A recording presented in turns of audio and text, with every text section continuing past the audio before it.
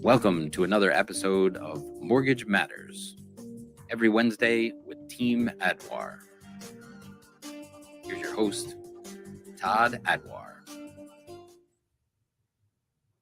All right. How are we Hey, doing? Good morning. we're Good doing great. morning. We're doing great, Tim. How are you? Doing very well. Thank you. Good to be back. Well, welcome It's our everybody second to episode. welcome everybody to Mortgage Matters, Adwar team. Today we have a great episode. We're going to be talking about commercial real estate and commercial finance, and it's going to be very, very interesting. We have two wonderful speakers joining us: Dennis Goodhart, commercial realtor extraordinaire, and Tracy Bonilla, an absolute financing powerhouse. I mean, they do great deals and they're really terrific. Very, very knowledgeable in their business. But before we bring them on, I wanted to give what we always do, which is a real estate update. First of all, the rates this week, 30-year fixed rates are down to 7.07 nationwide average. 15 years are 6.62. Jumbos are 7.37 at this point. Something interesting that came out is the amount of listings year over year. So May 31st, 2024 versus May 31st, 2023, there are some states, especially the Southeast, where there are significantly more listings than there were, say, a year ago. And I'll give you an example. Florida has 70% more listings now than in 23. Georgia, 49%, South Carolina, 47%, and 41% in North Carolina. You get to the West Coast and you got Washington State, 52% more, California, 38% more, and then Texas, 42% more. What does that mean? It means sellers, you may be lowering your prices. So if you're thinking about selling your house, you better get those homes listed before the summer season ends. A lot of the Northeast migration out of the Northeast to the Southeast has slowed down. There's still a tremendous amount of building going on in the Southeast, in Texas. So that's definitely going to add to listings out there. Again, states like New York, there's only 2% more listings, but we'll keep an eye on that year over year. So it's still a really tight market. There's only two states that are negative, less listings this year, and that is South Dakota and Nevada. So all the other states in the country, there are more listings. Let's bring on our guest, Tim. It's good to see that the numbers are starting to normalize back to our regular scheduled listings. So that's good. First person we're bringing up is Dennis and then Tracy. Very good. So I guess you want to have them introduce themselves, or do you have a special intro for them? No, yeah, I'll introduce them. So Dennis Goodhart is with Grand Lux Realty Commercial. He's been in the realty game since he was a teenager, which is what, last week you started, Dennis, and done so many deals, both residential and commercial. But he is the commercial guru of New York State Realty. And then we have Tracy Bonilla, and she's been doing commercial financing. I don't want to give away your age, Tracy. That wouldn't be nice. But for more than a week, we'll say. And she has just so many wonderful deals, whether it's new construction, whether it's land, whether it's strip malls, whether it's shopping malls, whatever you could think of, Tracy has been involved in at some point. So let's get started. We'll start with Dennis. And Dennis, why don't you tell us really how long you've been in the commercial real estate game? Good morning, everybody, and thank you for having me on the show today. Yes, I did start real estate when I was a teen, in my last year of high school, and I worked as a residential broker not a broker, I'm sorry, a residential salesperson in agency in Flushing, Queens. And then from there, I went to work for a wholesale broker who was, at that time, there was a big paper company was selling off their properties around the country. And he was a wholesale broker, and we took the land and sold unimproved lots to people in the Poconos and in various regions around the state for vacation homes. And so Dennis, what would you say the mood is for commercial properties? Because it's quite different than it was pre-pandemic. So commercial property is interesting. When you say commercial property, it is such a large and vast array of different protocols within real estate. I like to say that commercial property is anything that is designed to make a profit. And so, that can go from building something from the ground up, from taking something that you have and expanding it and making it into a rental property, to taking something that's existing, like a shopping center, an industrial building, repurposing it, reusing it, and making it into something else. So unlike, I guess, residential, where there tends to be a trend with residential where the market is up or the market is down, commercial, there's, again, so many aspects of it that they each, I think, have their own or develop their own cycles. So are there some markets, some commercial markets that are stronger than others right now as far as sectors are concerned? Yeah. So right now, and this is maybe where there might be a parallel to residential housing. As you know, there is a shortage of housing, not only in this country, but all over the world. And there is specifically or particularly a shortage of affordable housing. So the affordable multifamily sector is very, very hot right now. And we are involved with developing a couple of these projects. We're working with faith-based groups to help them take a lot of churches have a lot of property, and they don't need all that property. They can turn that property into multifamily housing, which helps them to continue to serve the areas that they're in, helps them to with their missions to be community-based.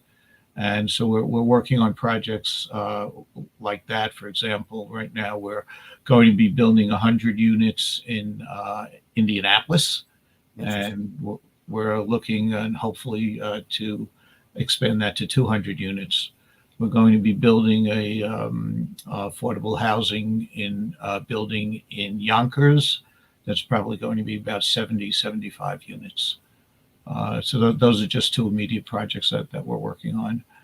Are there any areas of the country commercially that you think are stronger than others? I know that the San Francisco market's getting a lot of bad play out there for discounts on properties.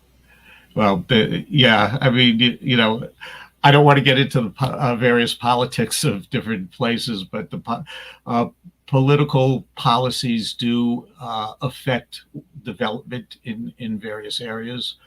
For the affordable housing market, you're looking more at metro areas where there's accessibility to transportation, easy accessibility to transportation.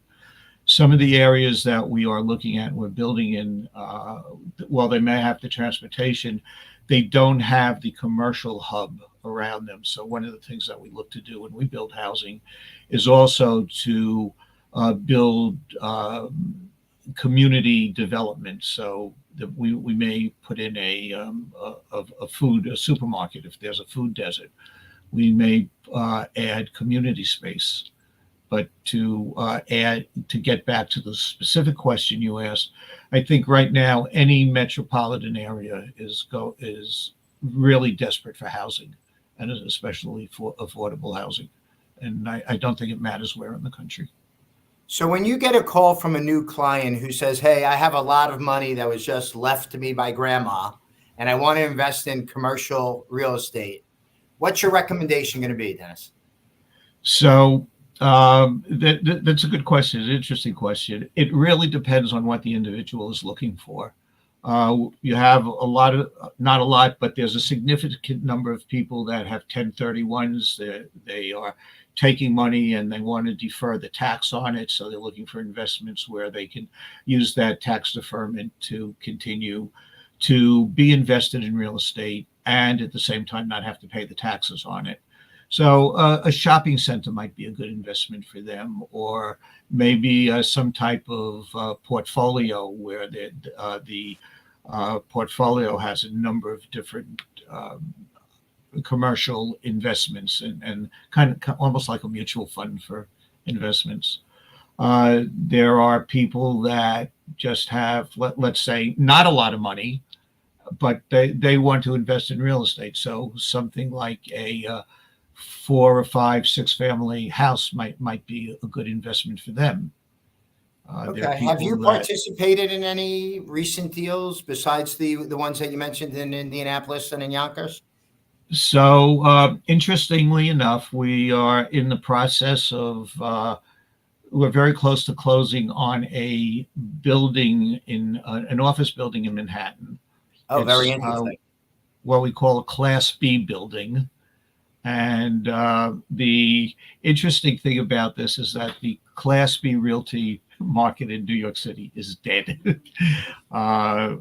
Most Class B owners, a lot of Class B owners, if they're not 100% rented, they are literally giving the keys back to the bank and saying, okay, you own the building now, because there's no way they can pay the mortgages on it. This particular building, I'm sure Tracy's going to talk about that when we get to her in a minute. This particular building was attractive for a couple of reasons. One, it is right in Midtown. Number two, it's an iconic building in Manhattan. It's about 30% rented, but it has a 4.75% assumable mortgage. Oh, okay. So. And this was very interesting to the client. There are certain parameters with the mortgage. The client has to personally back the mortgage. They have to have $50 million in assets that the bank can look at and say, okay, we'll approve you to take over the mortgage. And they also some of the space that's vacant right now is the ground floor, which was a restaurant. So it's good retail space for them. And the basement, it was a restaurant, so the basement is already outfitted for a restaurant. So sounds like a great deal. Okay, Tracy, that's a perfect lead-in for you. Segue? Yeah, absolutely. So why don't you tell everybody how long you've been in the commercial? You're getting me to answer the question. That's okay. It's 28 years in corporate banking and lending. It's been an interesting ride. A lot of tumultuous up and downs, but I'm still here. Well, apparently with the picture, I don't know. You're fading away, Tracy. Come back. I don't move know. towards the light. Move towards the light. Okay. So how would you describe the mood of commercial lending right now? I know there's a tremendous amount of deals coming your way right now. There are, but I think the commercial lending sector in 2024 is poised for significant transformation, driven by technology advancements, shaped by economic and regulatory environments. I want to lower my phone a little bit. Sorry.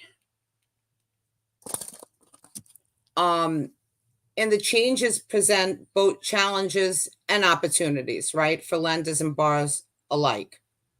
The future of interest rates is uncertain with the current economy, and I think that is what we're having so many issues with.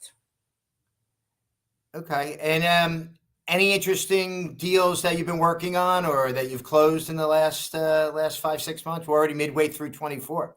Yeah, Todd, they're all interesting. That's why I've been in this business for 28 years. Well, give our fans one.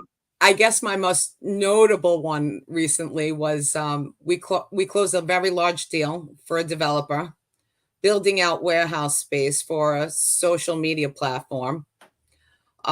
We were able to provide 110% financing for the construction, with rates in the high fives. It was probably the most incredible deal that I have put out in at least the last 20 years. So I'm proud of that one. Interesting. So when I come to you and I want to buy, a mixed use property, or I want to buy an office building, or I want to buy, a local strip center, with a Dunkin' Donuts in it and, cleaners and, the local barber. What do I have to know about down payment? What do I have to know in order to really, think about, can I do this? Right. Well, down payments are all based on asset tapes, but banks have peeled back on their LTVs due to the uncertainty with the interest rates and the market being volatile as it is. Staff at banks have been cut back due to lack of business, and you're working with a smaller workforce. Right. I'm proud to say that cross country. That's you, Todd, right? Commercial Consultants Network in 2023 closed more loans than most smaller commercial banks. So we really try to work with everybody. Leverage is a thing, but you should really keep in your mind that you have to have that, 20 to 35% to get into this space. Right. And you're saying that's the same on all properties. It's 20 to 25%. It's not the same on all properties. And that's why I said it's asset dependent. But in your mind, you should have that at least in savings to kind of get anywhere you want to go. So I was taught that, I was taught that when everybody's running out, it's time for you to run in. Yes. So there's a lot of tremendous opportunities. Absolutely. Tell me how we could get cash out of some, our commercial owners can get cash out to buy new properties. What can they do to use their current properties to leverage new ones? Well, I think this is a critical question, right? Because it's critical that owners and operators and investors across the commercial real estate optimize their cash so they can capitalize on all these opportunities that are going to arise, right? And some people don't even know where their property is evaluated at this point in time, with interest rates, of course, tripling, right, from where we were or where they might have started for 6-7 years ago, in the threes. Right. And are you seeing a lot of clients who had mortgages coming due that they don't know what to do? So how do they get in touch with you to talk about options, before they have the gun to their head when they're expiring? What should they be doing? The challenges I've been facing lately is that people's loans are predominantly maturing in the commercial space towards the last 2 months of this year. Okay. And so people are waiting for election year, thinking there's going to be a really big drop as soon as this happens. And they kind of don't want to let go of what they have. So it's been a little bit of challenge saying, okay, look, it is a substantial increase from what you had, but better to lock in when you're certain now, because you're still uncertain when it's going to come due, and it's going to cost you some hefty fees to extend. SBAs, Todd, you do a lot of, and I want to talk about that because that's still providing. It's such a topic that everybody loves to hear. Everybody got the free money and during COVID, and when you mention SBA, everybody's ears perk up. So go for it, Tracy. Yeah, so SBL is still providing the highest leverage for owner-occupied businesses which are looking to expand, ground up development. We've been very aggressive with on leverage here. These are the things that we should be focusing on, right? It would be cash up. If I have to sum this all up, it would be cash optimization. Multifamily is strong. Interest rates price out would-be home buyers and sustaining multifamily demand. Right. Of course, affordable housing. The lack of affordable housing is one of the biggest problems facing the country right now, like Dennis said. Yeah. But there's innovative methods to increase the housing supply, including modular construction. But there's also a need to push for update zoning and tackle NIMBYism, right? So That's funny There's that you lots to be said about that. Elon Musk jumping in with the modulars. You know, he's Yeah. going to build, 200-foot houses, tiny houses for everybody to. It's a thing. People are wanting to buy, mobile home parks, and it's affordable. Right. Neighborhood retail success.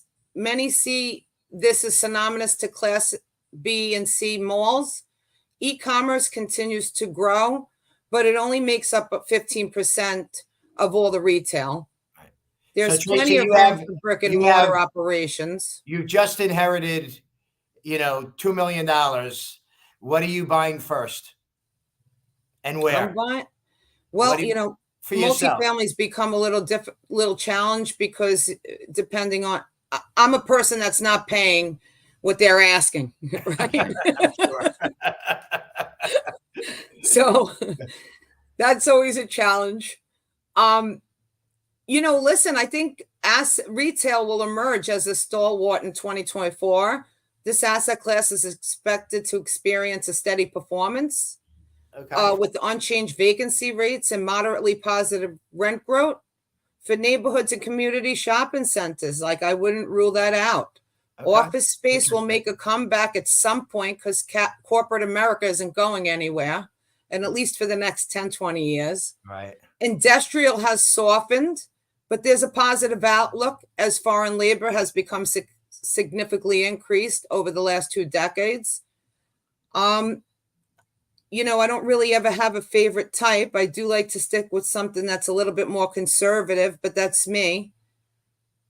But so there's a lot of opportunity. While you're hammering them for price, you want it to be a conservative investment. Yeah, well, I guess election year will be interesting, right? Right. Okay. I want to thank both of you for joining us today. Thank you, Todd, for having me. Really, I appreciate it. Pleasure meeting everyone.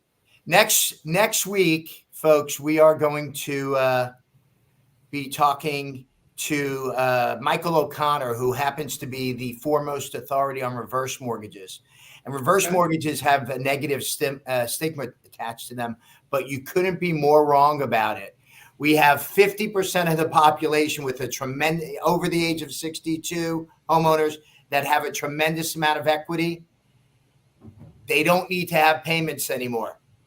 So it'll be a very interesting conversation. Like, share, and subscribe to this. We'd love to have you. And we look to better things in the future. Yes, absolutely. Thank you so much, guys, for having me. Guys. Thank you all. Have a great week, everybody. Have a good day. Great. Thank you.